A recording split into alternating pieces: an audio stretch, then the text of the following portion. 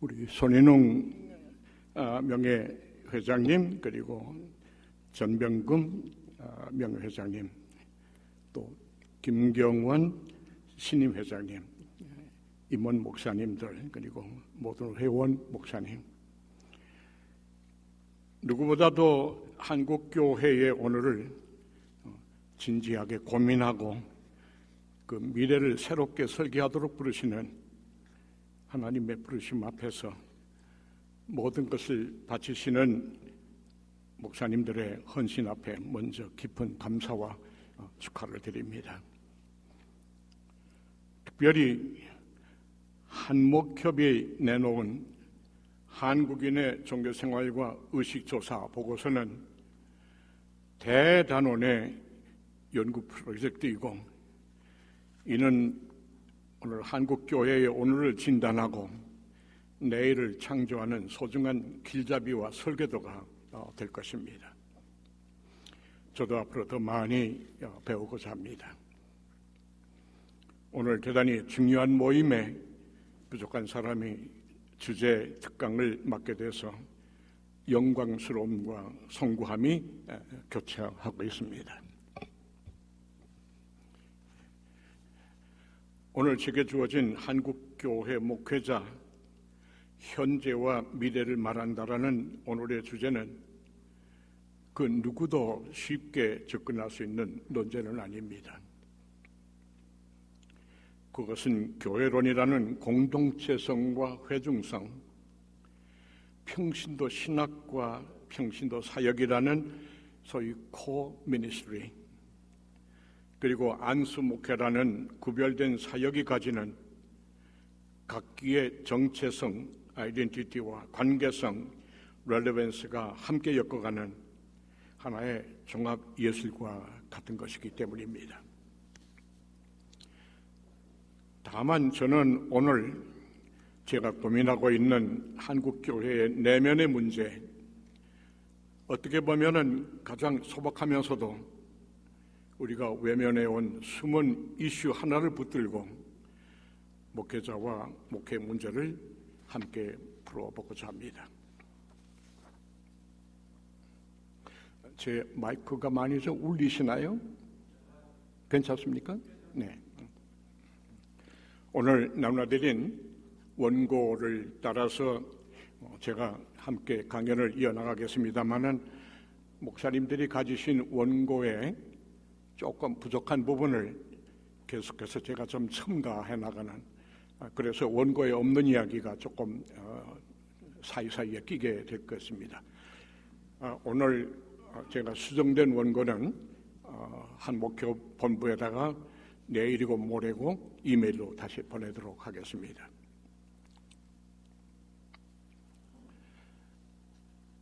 먼저 서론적 논거부터 시작하겠습니다. 저는 오늘 하나의 고전, 클래식에서 주제의 실마리를 찾고자 합니다.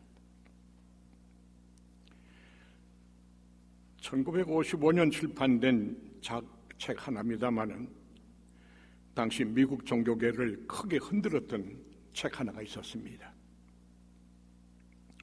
그 책 이름은 Protestant Catholic Jew라는 책이고, 저자는 윌 헐버그, 그는 유대인이면서 감리교 개통대학인 두루 대학교의 교수로 있었습니다.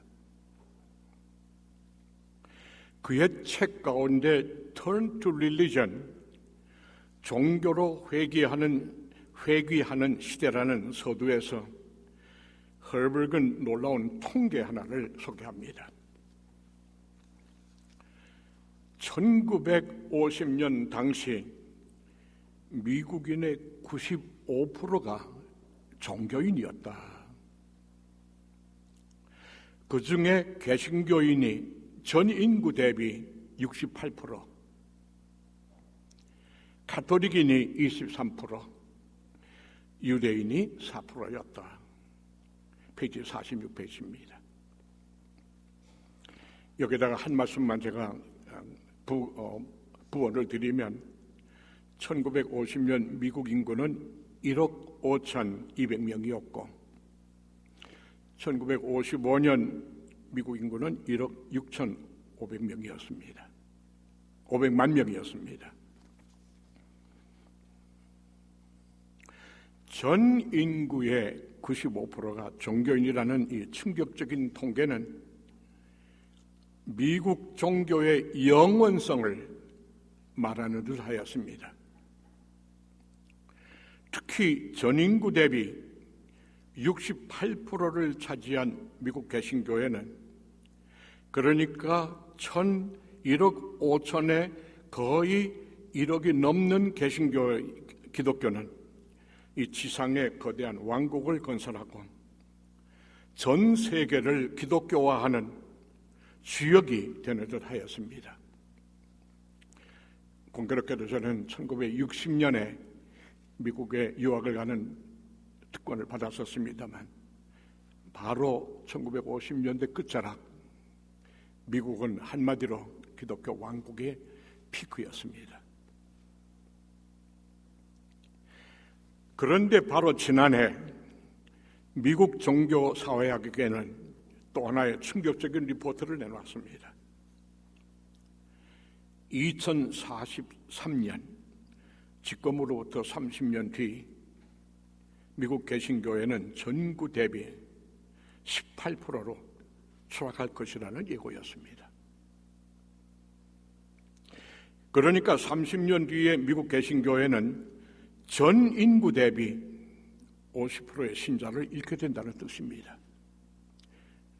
지금 미국의 인구는 3억 1,000명이 넘습니다.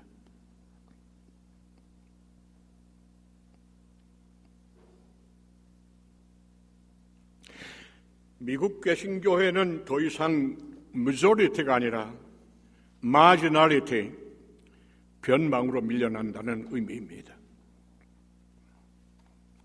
그래서 미국 종교사회학계는 지금 미국을 파고드는 소위 세속주의, 세큘러리즘, 이슬람과 토착 종파의 성장, 그리고 젊은이와 지식인들 속에 퍼져가는 소위 요새 종교사회학의 화두인 종교는 거부하고 스스로 영적을 추구하는 spiritual but not religious, 이렇게 표현되는 지표들을 쇠퇴의 주 원인으로 지목하고 있습니다. 그런데 바로 이러한 엄청난 변화의 틈새에 제게는 전혀 예상하지 못했던 영감 하나가 또 다가왔습니다. 사실은 이번 강연을 준비하다가 다시 발견한 하나의 작은 충격이었습니다만 제게는 큰 것이었습니다. 그것은 또 하나의 클래식 속에 숨어 있던 낯설은 이디옴입니다. 50년 전에 그 책을 여러 번 정독을 했는데도 용어 하나에 신경을 쓰지 못했던 것이 50년 뒤에 제 관심을 크게 끌게 되었습니다. 바로 그 고전은 더치 신학자 헨리 크레머가 쓴 A Theology of the Laity 1958년 평신도 신학이라는 책이었습니다. 크레머는 자신의 책에서 윌 헐버그의 책 페이지 2를 정확하게 다음과 같이 인용합니다. 인용구입니다. 지금 미국은 전에 없는 교회 부흥시대에 돌입하였다. 나는 윌 헐버그의 Protestant Catholic Jew를 인용한다. 1949년에서 1955년 사이 미국의 성경 복음률은 140% 증가하였다. 연 평균 1,000만 권의 성경이 팔렸다. 그리고 미국 성인 5분의 4가 성경을 하나님의 계시된 말씀으로 믿었다. 그러나 기독교인의 53%가 신약 성경 처음 사복음서에 이름 하나도 답하지 못하였다. 마태, 마가, 누가, 요한 복음서에 이름 하나를 대지 못하는 기독교인이 53%가 됐다. 103페이지에 나오는 얘기입니다. 크레머는 바로 이 대목을 들어 지금 미국 기독교는 한참 피크에 올라와 있을 그때에 지금 미국 기독교는 깊은 영적 문맹, spiritual illiteracy라는 수렁에 빠져 있다고 55년 전에 끄집었습니다. 목사님들 이거 하찮은 용어 같지만은 영적 문맹. 1억이 넘는 개신교인 중에 대다수가 영적인 문맹에, 다른 말로 표현하면 spiritual blindness에 빠져버렸다. 그때 당시에 이것을 눈여겨본 사람은 아무도 없었습니다. 영적 문맹, 극히 평범한 네 글자. 그러나 이 언어가 담고 있는 음률은 극에 달한 종교적 황금기 속에 이미 밑으로 스며든 소멸의 바이러스를 알리는 경고음 같은 것이었습니다.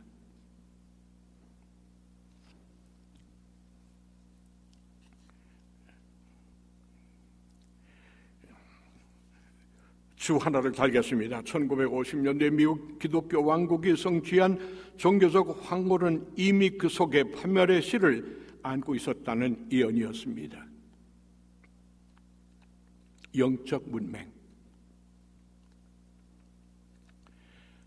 오늘 저는 한국교회의 미래를, 오늘을 사실은 이 용어 하나 속에 담고 싶습니다. 오늘 한국교회의 수많은 외적인 그리고 현상적인 심틈, 징조에도 불구하고 정말 한국교회의 위기가 외적인 요인에 있는 거냐, 아니면 우리 안에 있는 거냐. 저는 한국교회의 위기는 외적인 위기보다 더 심각한 것은 우리 한국교회 맨 밑바닥에 깔려있는 신자 하나하나를 하나님 앞에서 가장 무식한 영적 문맹으로 만들어 놓은 데 있다고 지금 생각을 합니다. 영적 문맹이라는 이 짧은 언어, 그러나 크레머에게 있어서 그것은 세속주의적 종교성, religiousness in a secularist framework라고 말을 썼습니다. 103페이지. 종교성의 이름으로 신자들을 오랜 세월 영적인 무지 속에 묶어놨다는 의미입니다.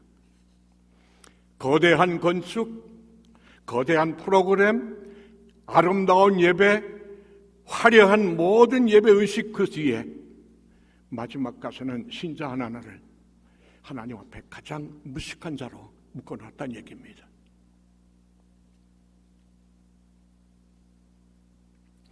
그래서 영적 문명이 있는 거기에는 화려함은 있었으나 그 어떤 공동체도 존재하지 않았습니다.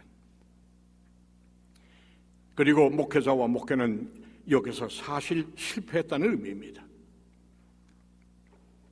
미국 교회는 이 세미한 그러나 예리한 소리에 귀를 기울였었어야 했습니다. 영적 문맹, spiritual illiteracy 또는 spiritual blindness로 표현되는 이 네 글자가 혹시 한국교회의 오늘을 묻고 또 그 미래를 풀어가는 예언자적인 이디엄은 아닌가. 저는 여기서부터 조심스러운 여정을 시작을 하고 합니다. 2번, 오늘의 한국 기독교. 한목협이 내놓은 야심작 한국 기독교 분석 리포트 2013년 한국인의 종교생활과 의식조사 보고서는 누구도 모방할 수 없는 역사적 자료이고 또 공헌입니다. 이 리포트는 오늘을 진단하고 내일을 가늠하는 주기한 지표들을 그 속에 담고 있기 때문입니다. 저는 이 방대한 자료를 다 읽을 수는 없었습니다만 중요한 부분을 설부에 한 채 제 소박한 결론은 역설적이었습니다. 한국교회의 미래가 비관적이라는 여러 통계와 지표 앞에서 저는 한 말을 잃었습니다. 목회자에 대한 좋지 않은 이미지, 거기에는 권위주의, CEO 같은 목회자, 연예인 같은 목회자, 개그맨이 된 목사, 이런 것들이 들어가 있었습니다. 그리고 교인들의 배타성, 헌금 강요, 교회 확장주의로 요약되는 부정적 이미지로부터 저 자신도 자유롭지 못하기 때문입니다. 그리고 여기에는 우리 목회자 모두가 져야 할 1차적인 책임도 포함되어 있었습니다.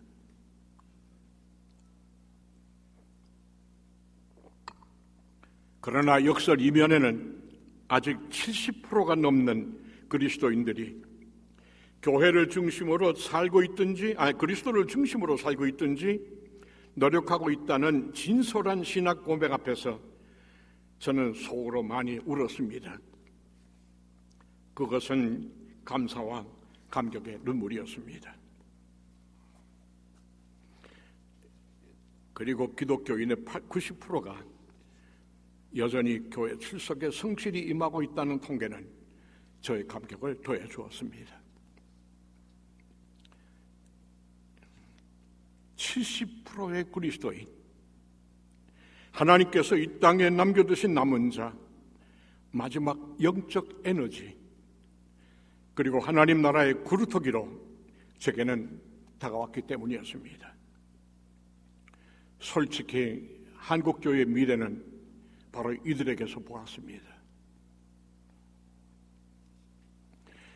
그러나 교회 위기라는 이 부정, 그리스도인들의 헌신이라는 긍정, 이 둘 사이 갈림길 혹은 적시타 포지션으로 표현되는 이 둘 사이, 부정과 긍정 사이에는 아직 살아남아있는 영적 에너지와 맨 밑바닥에 숨어있는 영적 문맹이 교묘하게 얽히면서 혼재하고 있는 하나의 신비가 우리 속에 숨어있고, 바로 이것이 문제입니다. 저는 이것이 오늘의 한국교회가 직면해 있는 내면의 역설이고 위기라고 해석해 봅니다. 속성상 수면으로 쉽게 드러나지 않는 영적 문맹은 수시로 영적 에너지를 타고 거룩으로 둔갑하곤 합니다. 한국교회 저변, 지금도 강력히 흐르는 기복신앙이 그것이고 축복과 번영신학이 그것이며 교회 정치가 바로 그것입니다. 그리고 신학 없는 평신도 운동이 그것입니다. 환원하면 우리는 거룩의 이름으로 마지막 남은 영적 에너지마저 계속 신자들을 영적 문맹으로 매몰해가는 거룩한 범죄를 우리는 모두 범하고 있는지도 모릅니다. 그러기에 그 어떤 외적인 이유와 원인보다도 이 영적 문맹이야말로 오늘의 한국교회를 위협하는 가장 무서운 그리고 두려운 내면의 위기인 듯합니다. 그런데 우리에게는 이보다 더 심각한 문제 하나가 더 있습니다. 바로 이 문제는 우리의 목회자와 깊이 연관되어 있습니다. 오늘 우리에게는 영적 에너지와 영적 문맹 사이의 역설적 상황을 풀어나갈 대안이 존재하지 않는 데 있습니다. 더욱이 영적 에너지와 영적 문맹 사이 둘 사이를 이어줄 그 어떤 목회 신학적 패러다임도 오늘 한국교회는 존재하지 않습니다. 이름도 생소한 프로그램들은 우리 주변에 즐비하지만 그것들이 영적 문맹과 영적 에너지 사이를 매개하는 패러다임은 아닌 듯합니다. 그렇다고 각종 대형 집회들이 이 두 사이를 이어주는 것 같지도 않습니다. 이번 연구에서도 한국교회의 미래를 마치 디아코니아, 사회봉사, 그것은 고아원, 양로원, 장애인, 지역 아동센터, 노숙자 케어, 환경운동, 타가수 등으로 표현되는 디아코니아에 내맡기는 듯한 통계 자료는 솔직히 저를 많이 괴롭혔습니다. 한국교회는 마치 디아코니아에 있다라고 하는 말 자체가 저를 많이 괴롭혔습니다. 사회봉사 디아코니아는 교회의 소중한 사역입니다. 그러나 영적 문맹의 해결이 없는 디아코니아는 답이 아닌 듯합니다. 소경이 소경을 인도할 수는 없습니다. 디아코니아는 살아있는 교회 공동체의 존재 양식이며 사역일 때만 의미가 있기 때문입니다. 얼마 전 새로 피선된 로마 교황 프란시스는 그의 주기 첫 강론 호밀리에서 이렇게 말했습니다. 우리가 예수 그리스도를 고백하지 않는 한 우리는 자선단체나 NGO는 될 수 있어도 우리는 교회가 아니다 라는 말을 했습니다. 이 짧은 한마디가 지구촌 3억의 가톨릭 교회 교인과 전 세계를 조용히 뒤흔들고 있다고 합니다. 예수 그리스도의 교회됨이 없는 디아코니아는 위험하다는 경고입니다. 그리고 이번 한목협 연구에서 표출된 또 하나의 재현이 제 눈길을 끌었습니다. 아직 남아있는 영적 에너지와 영적 문맹 사이를 이어가려는 길은 목회자의 영성 회복, 도덕성 회복, 성스러움의 회복에 있다는 재현이었습니다. 이 재현은 소중하고 절실한 접근이기는 하나 제게는 그리 설득력 있는 것으로 다가오지는 않았습니다. 아직 남아있는 영적 에너지와 깊숙이 숨어있는 영적 문맹 사이는 목회자의 도덕성, 윤리성, 거룩성만으로 매개되고 해결될 수 있는 개인적 차원, 퍼스널 디멘션, 그 중요성에도 불구하고 개인적 차원의 것이 아니라는 데 있습니다. 이러한 접근은 자칫하면 지난날 우리 모두가 그리고 세계교회가 범해온 소위 성직 범례, 클로니크 패러다임, 목사 중심의 패러다임의 반복 내지는 도덕주의적 패러다임, 모럴리스틱 패러다임에 빠질 위험성을 그 안에 안고 있기 때문입니다. 이제 저는 3으로 넘어가기 전에 한국교회 이야기를 집약해 보겠습니다. 한국교회의 미래는 아직 소멸되지 아니한 한국교회 신자들이 품고 있는 순수하고 거룩한 영적 에너지와 아직 헤어나지 못하고 있는 그들의 영적 문맹 사이를 어떻게 매개하여 영적 파워로, 공동체적 파워로 다시 승화시킬 수 있는가에 있습니다. 이것은 오늘을 폭풍우 앞에 서 있는 배로 표현한 많은 목사님들의 절규 속에 새로운 교회와 새로운 목회 파라다임의 출현을 절실하게 기다리는 반증이기도 합니다. 3번, 그렇다면 누가 그리고 무엇이 미국 교회와 한국 교회를 영적 문맹으로 만들었는가? 1차적인 책임은 놀랍게도 신학교육에 있었습니다. 문제 접근을 위해 저는 잠시 조셉 휴와 존 카비 Christian Identity and Theological Education, 기독교 정체성과 신학교육이라는 책에서 제기한 문제를 논거의 근거로 삼고자 합니다. 신학교육은 17세기 초 스승, the master 로서의 목사 양성의 목적을 두고 커리큘럼을 성서신학, 역사신학, 조직신학 그리고 목회학이라는 4개의 틀, fourfold 패턴을 설정했다고 합니다. 이것이 신학교육의 처음 패턴이었습니다.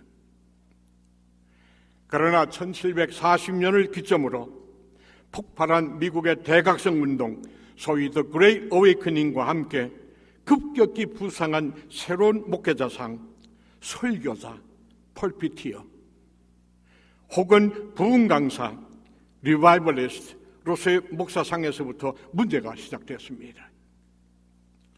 스승으로서의 목사상을 목적으로 해온 신학교육은 이 변화에도 불구하고 포워드 패턴을 포기하지 않았습니다. 여기서부터 신학교육과 목사상 사이의 공백과 갈등이 시작되었다는 것입니다.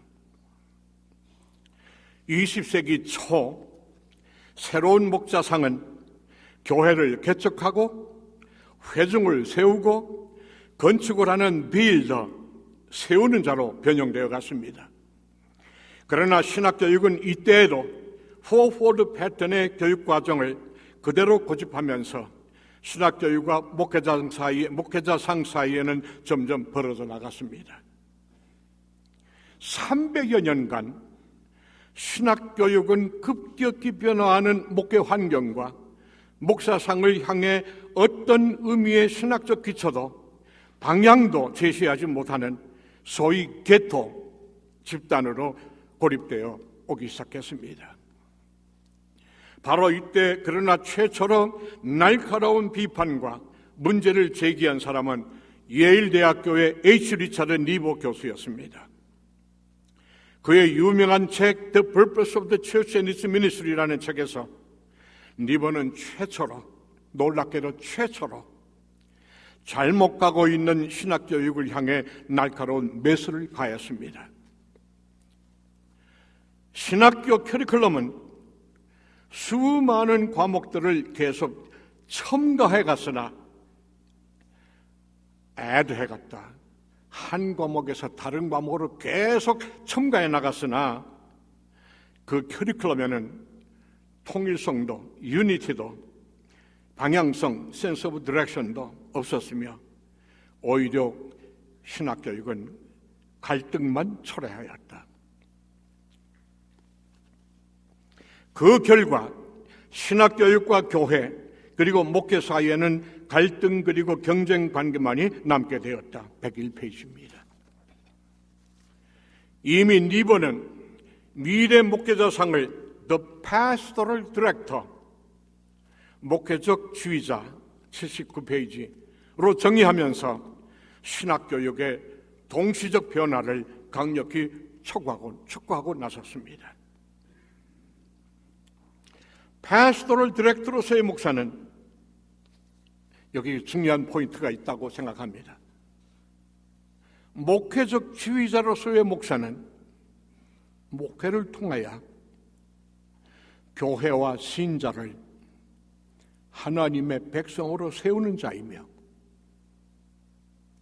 사실은 여기에 키포인트가 있습니다.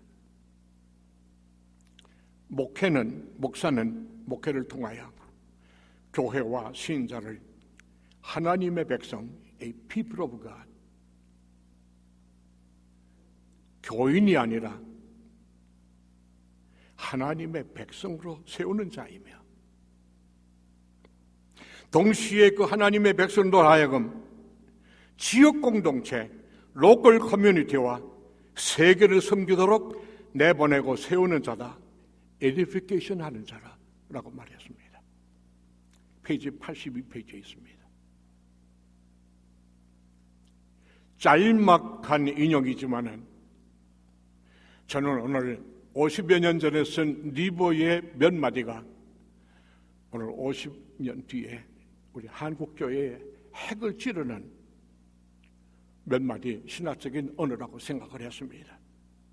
이 짧은 글은 대단히 중요한 키워드를 4개를 담고 있습니다. 목회는 하나님의 백성으로 세우는 부르심의 자리라는 것.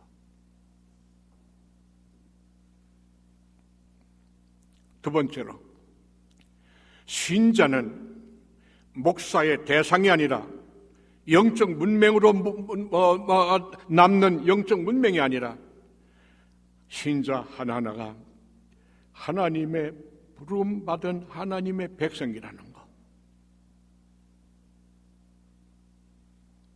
세 번째로, 하나님의 백성은 교회만 섬기는 게 아니라 지역사회와 세계를 섬기는 자들이라는 것. 네 번째로, 목회자는 이 신자를 하나님의 백성으로 세우고 그들로 하여금 하나님의 사역을 수행하도록 돕는 자라는 의미입니다.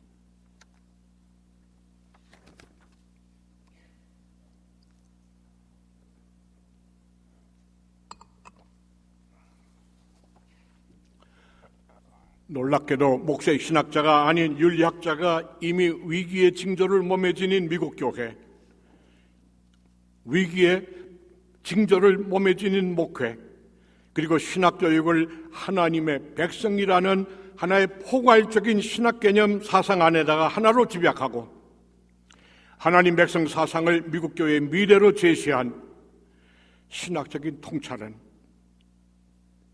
제가 보기에 가히 혁명적이었습니다. 그러나 불행히도 리보의 제언은 하나의 논쟁거리로 외면되고 말았습니다. 여기서부터 미국 신학교와 미국 교회는 돌아올 수 없는 다리를 넘어서고 말았습니다.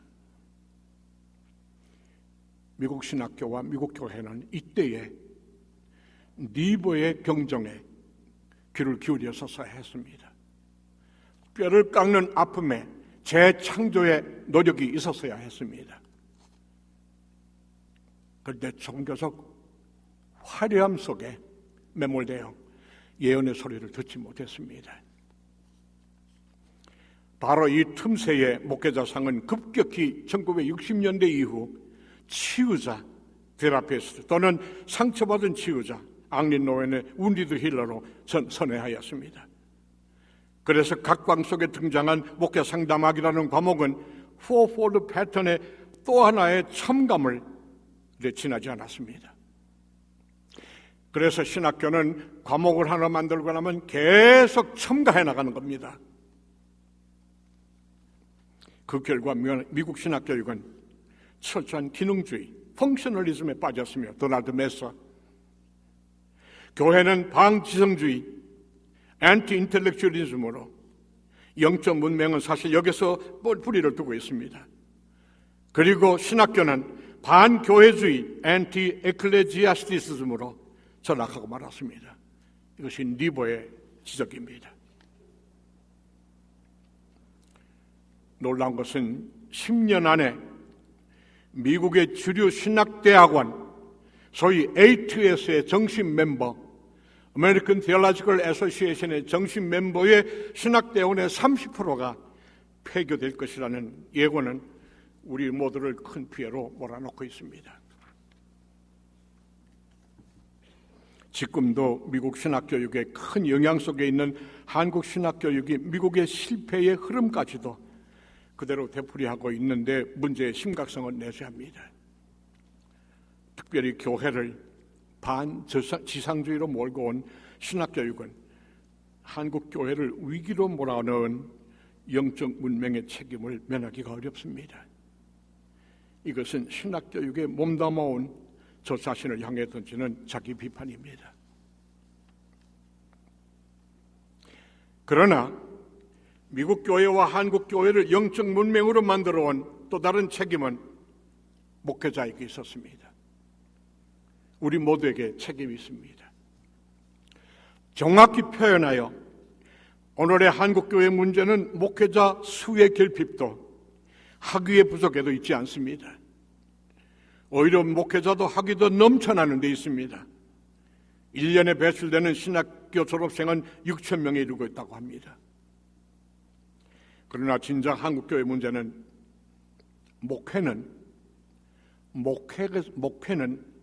목회자가 하는 전문직이다, 프로페셔널이다 라는 일명 성직법례, 성직자 중심의 클래리컬 패러다임의 문제의 핵심이 있습니다.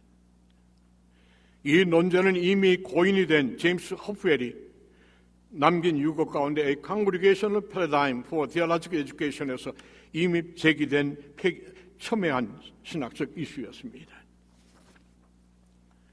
목회는 목회자가 하는 것이라는 클러리컬 패러다임의 특성은 신자를 언제나 목회의 대상으로 전락시키는, 압젝트로 목회의 대상으로 전락시키는 치명적 오류를 동반합니다. 목회의 대상인 신자 또는 평신도는 연쇄적으로 비인격화되고 객체화되어 항상 노바디로 전락해 왔습니다. 여기서 평신도는 신자는 주체, subject됨이 거부되면서 영적 문맹으로 추락하는 원인이 되었습니다. 이번 조사에서 부각된 한국교회의 위기가 목회자의 부정적 이미지에 기인하고 있다는 보고는 참으로 충격적이었습니다. 그러나 이미 말씀드린 대로 그 원인을 목회자의 도덕성 내지는 윤리성에서 찾는 접근은 극히 피상적인 듯합니다. 오히려 한국교회의 위기는 오랜 세월 목회라는 이름으로 신자들을 목회의 대상으로 객체화해온, 그래서 평신도를 병신도로 영적 문맹으로 무력화해온 우민 목회, 성직 패러다임에 있다고 해석해 보는 겁니다. 이것이 몇천 년 동안 흘러내려온 클러리컬 패러다임이 분막이 씌운 목회의 함정입니다. 그렇다면 한국교회의 미래가 무엇인가? 한국교회의 미래는 존재하는가? 이 거대한 물음 앞에 감히 정답을 내놓을 수 있는 사람은 아무도 없을 것입니다. 저 자신이 이 물음 앞에 해답자는 물은 아닙니다. 다만 오늘의 신학교육과 교회 그리고 목회의 실패를 통회하는 짧은 글 하나가 해결의 미래를 열어줄 수 있는 실타래처럼 저에게는 또 하나의 영감으로 다가왔습니다. 인용구입니다. 1809년 윌리엄 레이니 하퍼가 던진 충고 한마디, 신학교는 교회론에서 출발해라 라한 말을 신학교육이 성실히 따랐더라면 오늘의 미국 교회는 이토록 비참하게 되지는 않았을 것이다. 이것은 유니온 신학교의 총장이었던 조셉 휴와 클라르먼트의 과정신학의 대표적 주자였던 존 카비 공조한 책에서 한 말을 제가 의역한 것입니다. 신학교는 교회론에서 출발하라 라는 말을 신학교육이 성실히 따랐더라면 오늘의 미국 교회는 이토록 비참해지지는 않았을 것이다. 이 말을 거꾸로 말하면 신학은 교회의 언어입니다. 신학은 교회 공동체로부터 나온 언어가 신학입니다. 아울러 신학은 교회를 위해 존재합니다. 이 근본적인 관계가 깨지면서 신학과 교회는 전혀 이질적인 세계로 이원화되어 왔습니다. 윌리엄 하퍼라는 옛날 19세기의 신학자가 신학교육이 교회론에서만 출발했더라면 미국 교회가 이렇게 비참해지지는 않았을 거다 라고 한 짤막한 말, 그러나 이 안에는 굉장히 깊은 의미 하나가 함축되어 있었습니다. 그것은 조셉 휴와 존 카비 쏟아낸 작은 절규지만 이 절규는 무서운 암시 하나를 담고 있었습니다. 교회론에서 출발하였더라면이라는 암시였습니다. 교회론에서 출발하는 신학교육과 목회, 무슨 의미일까? 그것은 하나님 백성 공동체에서 출발하고 하나님 백성 공동체를 목적으로 하는 신학교육, 목회해야 한다는 뜻이었습니다. 여기서 신학교육은 하나님 백성 공동체인 교회에 의한 by the church, 그리고 하나님 백성 공동체인 교회를 위한 for the church의 신학교육이 있었다는 의미입니다. 지금도 전 세계 신학교가 한결같이 고집하는 소위 forward pattern 커리큘럼, 성서신학, 역사신학, 조직신학, 실천신학, 이것마저도 하나님 백성 공동체인 교회론적 차원에서 재구성되었다면 그 내용도 결과도 달리했을 것입니다. 학자형 목사, 더 메스터도 소중하지만 교회론에서 출발하는 목회자는 하나님의 백성을 세우는 목회, 그리고 그들로 지역 공동체와 세계를 섬기는 하나님의 백성으로 세우는 패스토럴 디렉터일 수 있었습니다. 오늘 여기에 리버의 충고가 절실하게 다가오는 이유가 있습니다. 이제 저는 이 상에서 논의한 모든 논거들을 묶어서 감히 한국교회의 미래를, 목회자와 목회의 미래를 다음과 같이 재현하고자 합니다. 첫째로, 한국교회의 미래는 교회론에 근거한 신학교육의 재편이라는 프로젝트를 한국교회의 긴급한 과제로 재현하고자 합니다. 그러나 이 프로젝트는 단순한 커리큘럼의 재편이나 과목의 나열이나 첨가를 의미하지는 않습니다. 적어도 신학교육의 철학과 목적 진술, 교육 시스템의 분석과 재설정, 커리큘럼의 재구조화, 교수 방법, 신학생의 수급, 그리고 미래교회 사역, 특별히 팀 사역을 포괄하는 시스템 애프로치가 되어야 할 것입니다. 여기다가 줄을 하나 달겠습니다. 이 프로젝트는 이미 구미에서 많이 실패한 바 있습니다. 다만 그러나 이 프로젝트는 각 교단 지도자들, 신학교육 관계자들, 신학교육 교수들, 그리고 책임 있는 목회자들이 신중하고도 세심한 계획과 연구 진행, 그리고 미래 디자인으로 이어져야 하는 조심스러운 과제입니다.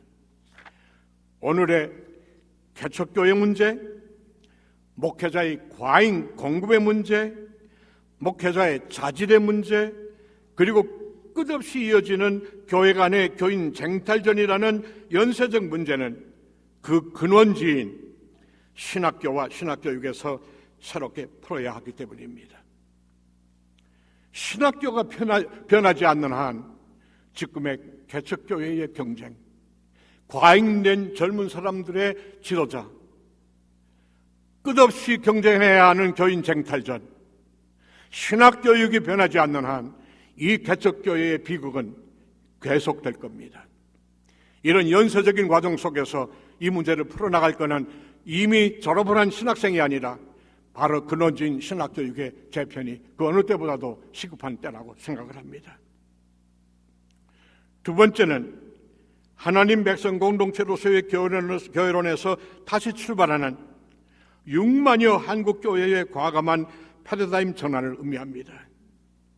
교회가 크든 작든 모든 교회는 그것이 10명이든 10,000명이든 교회는 교회론 신학과 교회 존재 이유 그리고 존재 양식에서 한 교회가 위임된 존재 이유와 존재 양식을 찾아나가는 치열한 신학적인 작업을 우리 모두가 서둘러야 할 때에 이르렀습니다.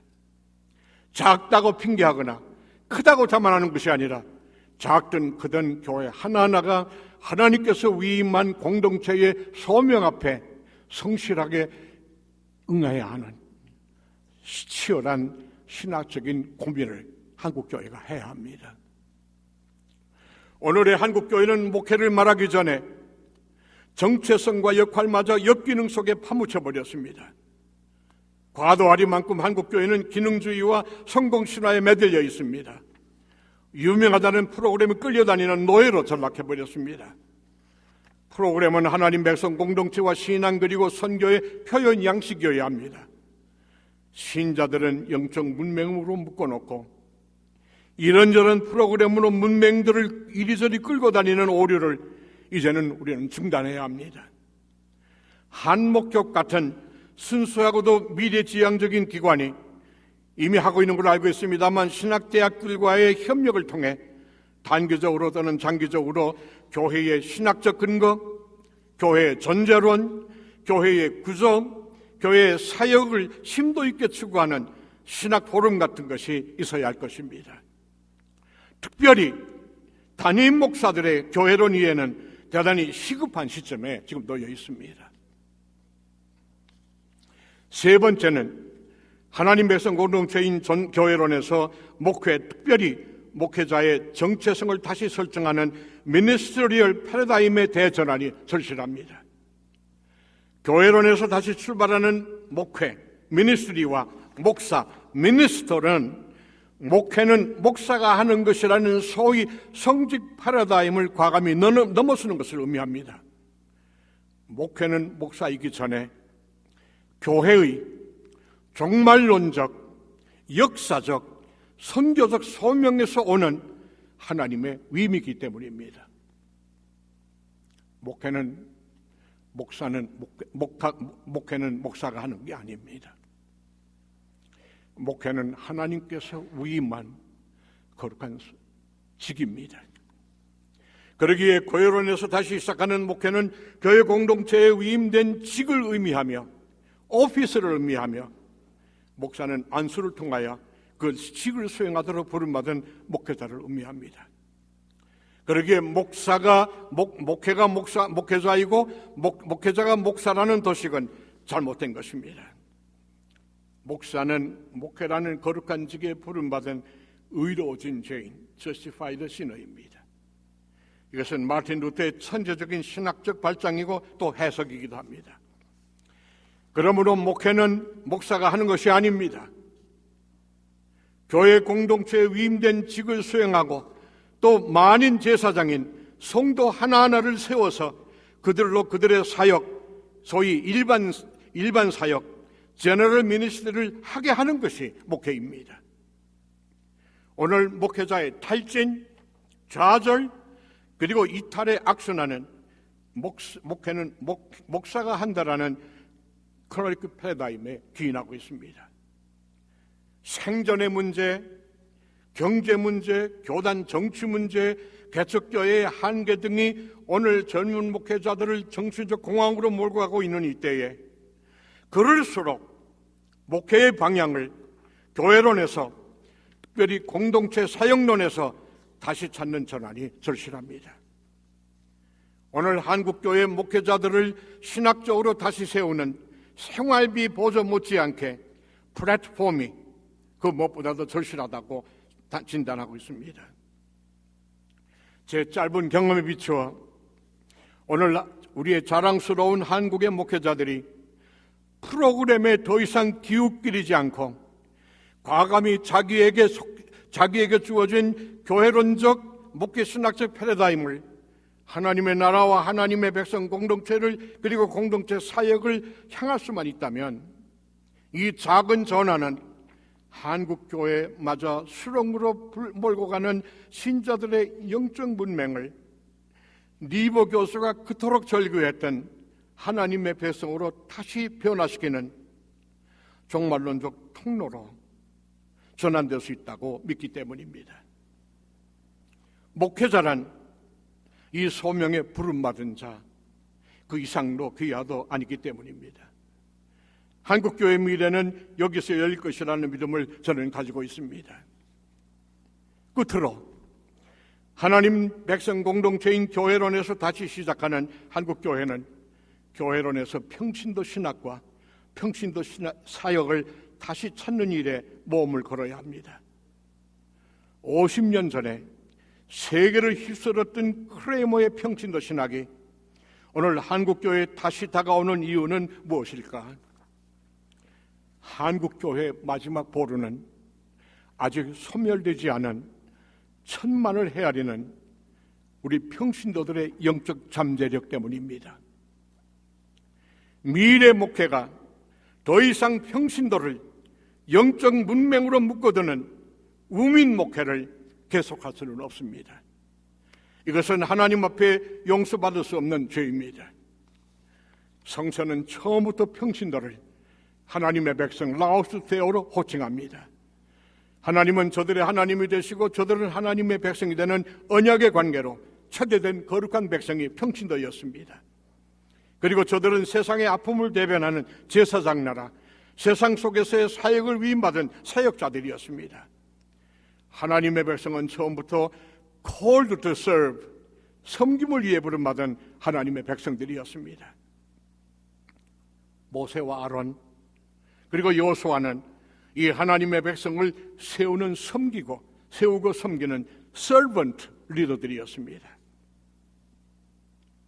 오늘의 위기를 극복하는 한국교회의 마지막 선택은 그 어떤 교회 프로그램보다 앞서서 영적 문명으로 전락한 오늘 우리 한국교회의 신자 하나하나를 어떻게든 하나님의 백성으로 다시 세워야 하는 종말론적인 결단에 있다고 생각합니다.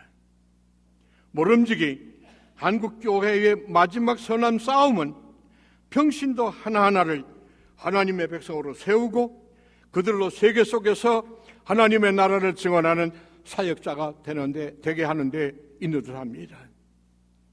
물론 여기에는 올바른 평신도 신학이 전제되는 평신도 사역이어야 할 것입니다. 한국교회는 어떤 방법과 형식으로든지 평신도를, 우리의 신자 하나하나를 내 교회 교인이 아니라 하나님의 부르심 앞에 응답하는 주체로, 하나님의 세우심에 참여하는 주체로, 하나님의 보내심의 증인으로 헌신하는 하나님의 백성으로, 평신도 사역자로 다시 세우는 교회와 우리의 목회의 전환이 있어야 할 것입니다. 이를 위한 교회 연합적인 자리가 어떤 형식이든지 마련되었으면 하는 것이 소망이기도 합니다. 결론에 붙이는 말씀입니다. 초대교회는 산산수훈에서 시작하지 않았다. 초대교회는 주님의 고난을 기억하고 주님의 부활하심을 선포하는 데 시작되었다. 이것은 버나드 앤더슨이 그의 작은 책 The Unfolding Drama of the Bible 85페이지에서 한 말이었습니다.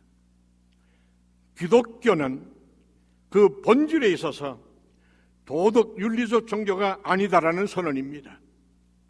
오늘 한국교회는 이 도덕주의적 함성에서 벗어나야 합니다.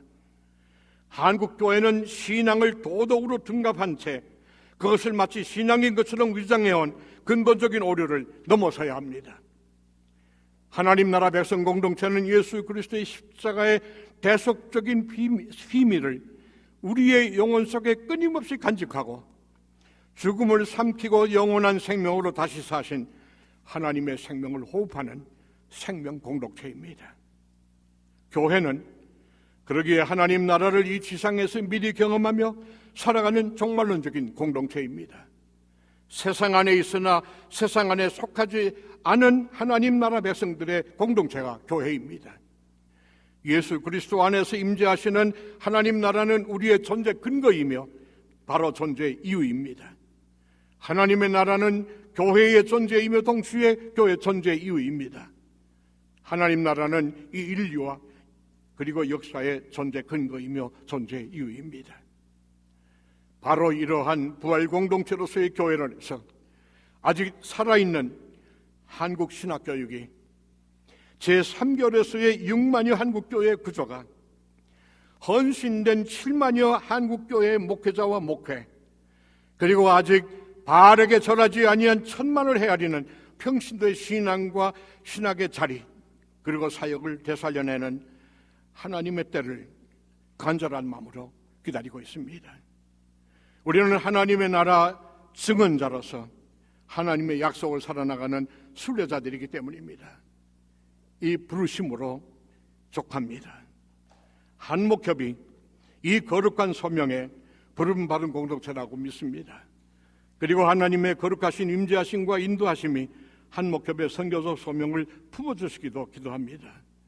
그리고 미래를 고민하시는 목사님들은 이 땅에 하나님께서 남겨두신 창조적 소수입니다. 창조적 소수는 지배적 소수로 전락하지 않습니다. 창조적 소수인 여기 앉으신 목사님들로 인하여 내일을 기다리고자 합니다. 감사합니다.